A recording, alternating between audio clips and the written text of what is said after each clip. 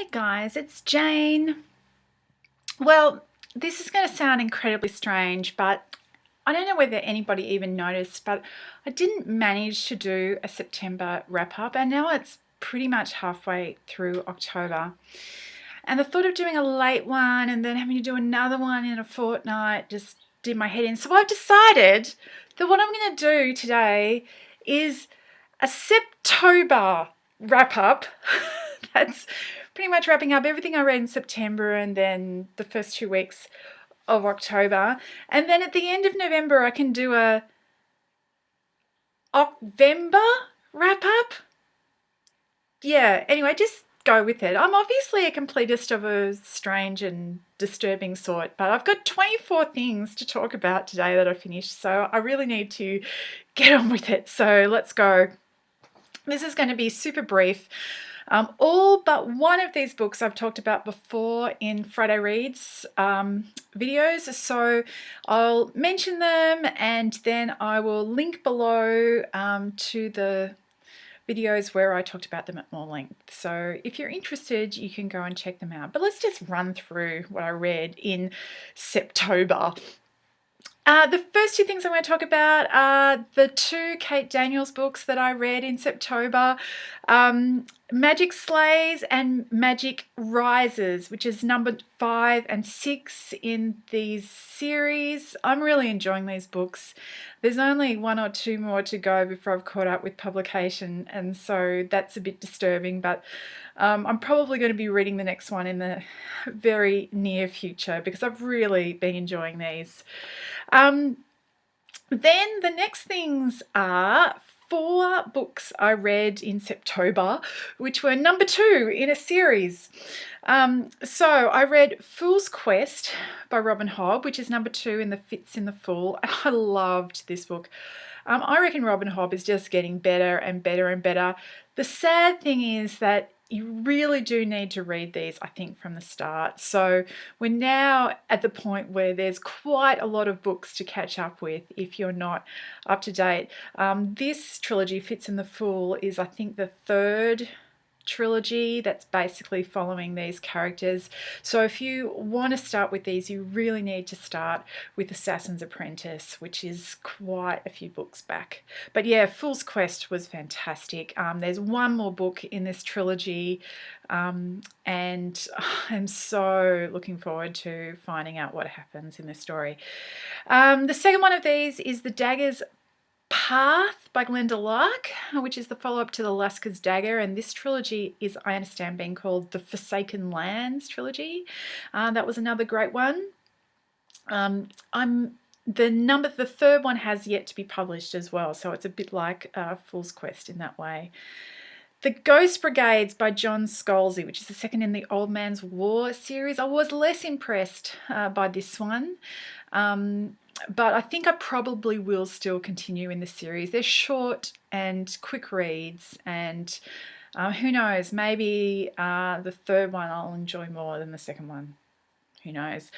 And I also read China Rich Girlfriend, which is the follow-up to Crazy Rich Asians. And again, I believe there is another one of these to come. At least it felt like that at the end of the book. So these are fluffy and extremely enjoyable. So yeah, Crazy Rich Asians was fun. China Rich Girlfriend was a lot of fun as well. I read 2 memoirs in September.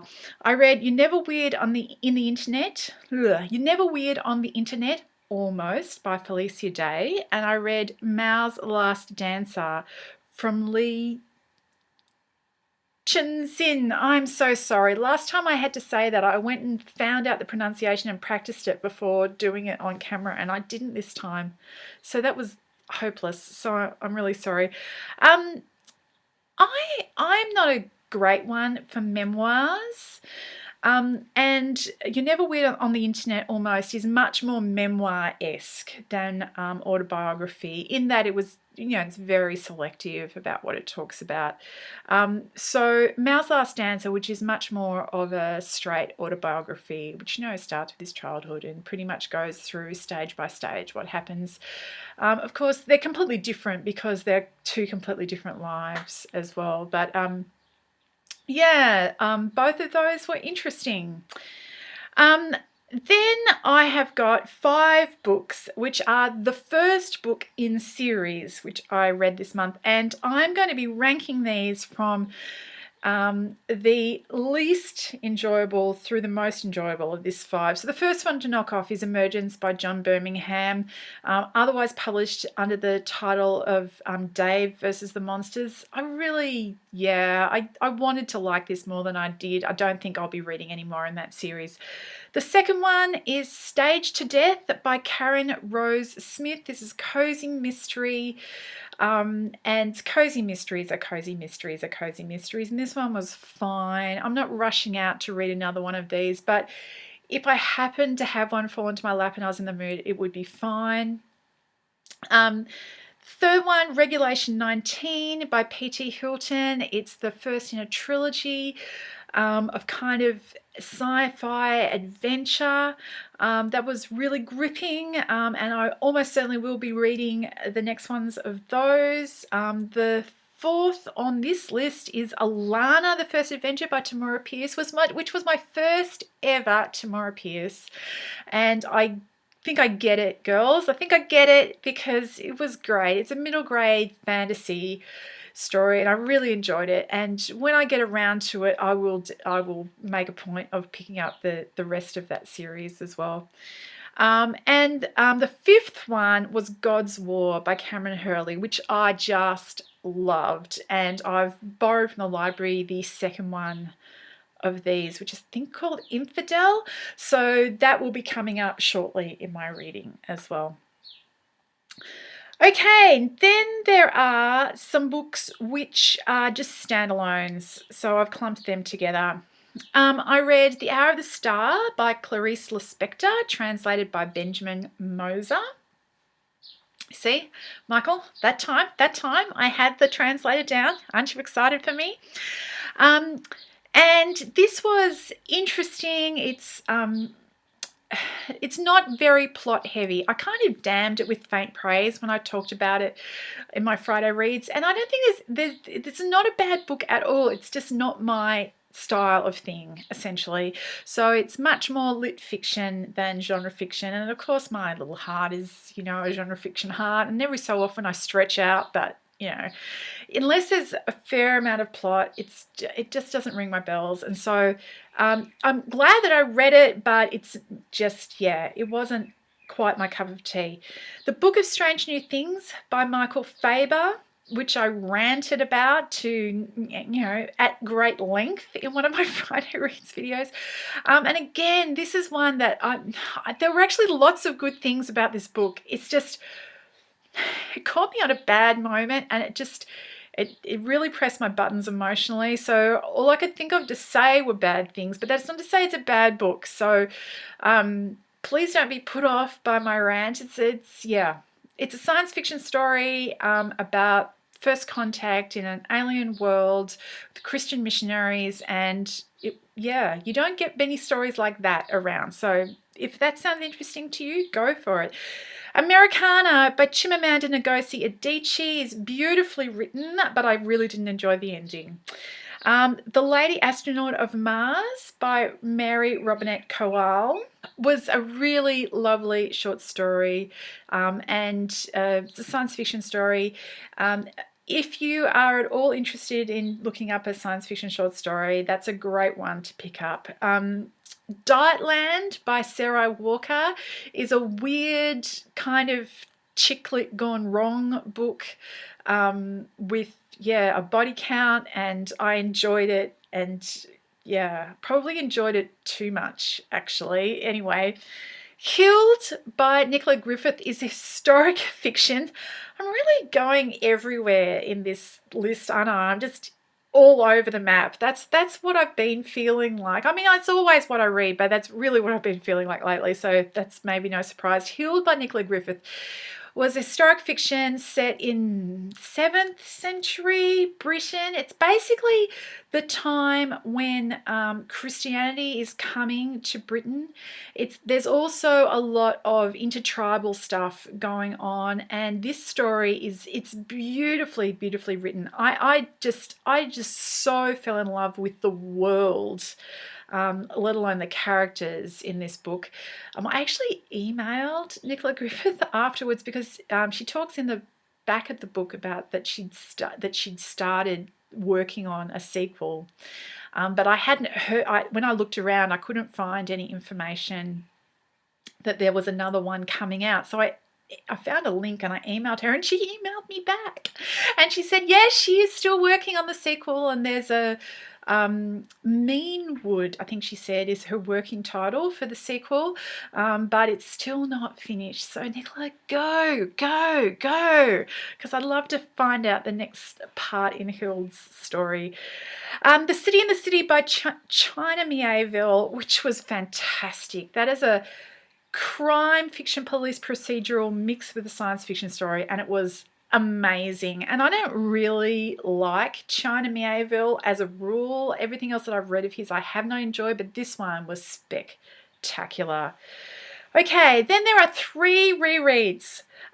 Killing the Angel in the House by Virginia Woolf, which is a collection of essays. I reread that, and it's very interesting if you like that kind of thing. I also reread Ancillary Justice and Ancillary Sword by Anne Leckie, which are completely different on second read, especially the first one, especially Ancillary Justice. Completely different experience reading it the second time. But I think I still hold to what I said when I read them initially, which is that I actually preferred Ancillary Sword, the second one. I think the first one's great. The second one is amazing. Okay, so there were also 2 DNFs that I did this Sept-ober. I DNF'd The Night Watch by Sergei Lukyanenko because I just wasn't getting into the story, and I ranted about that in one of my Friday Reads videos. And I also very sadly DNF'd The Dark Forest by Sixon Liu just because I couldn't get the e-copy to work on my e-reader, and I am planning on getting my hands on a paper copy at some point when my library gets it, and yeah, reading it that way. The only book that I haven't talked about in my Friday Reads that I finished this Sept-ober is The Comet box by Adrian Stirling.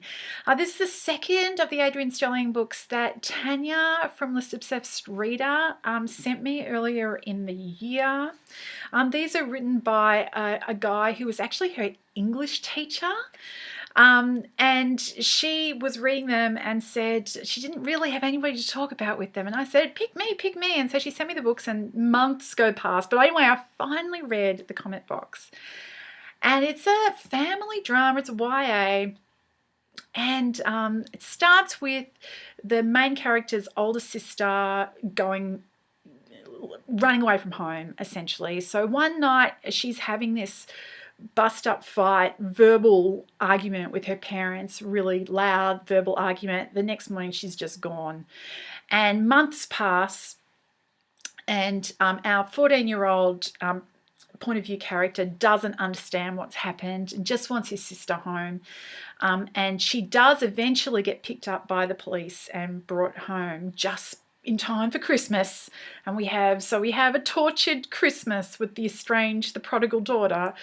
But he discovers as soon as she gets home that hasn't actually solved the problems. I really wanted to like this book more than I did. I enjoyed the first half of it. I thought it was well written, lots of familiar touchstone stuff in it.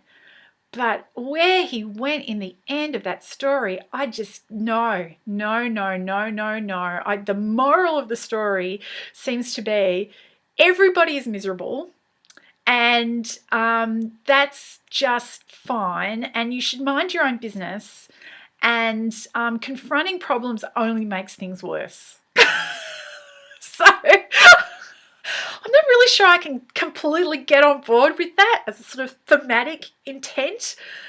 So yeah, I can't recommend that book. I'm really sorry. The other thing is it really read like a book that was written by an English teacher, as in it was written as a book that's supposed to be something that'll start conversations in a class. So there you have it. Apart from my Friday Reads videos this month, I made 3 Mystery Monday videos, all of them talking about crime awards, and I also did my Booktubeaversary video where I did a giveaway, and then I did the thing where I pulled the ones on another video. That's really all I've got to talk about, and I've talked for far too long now, so we're going to say that was my Septober. I hope you're all well, and I'll talk to you later. Bye!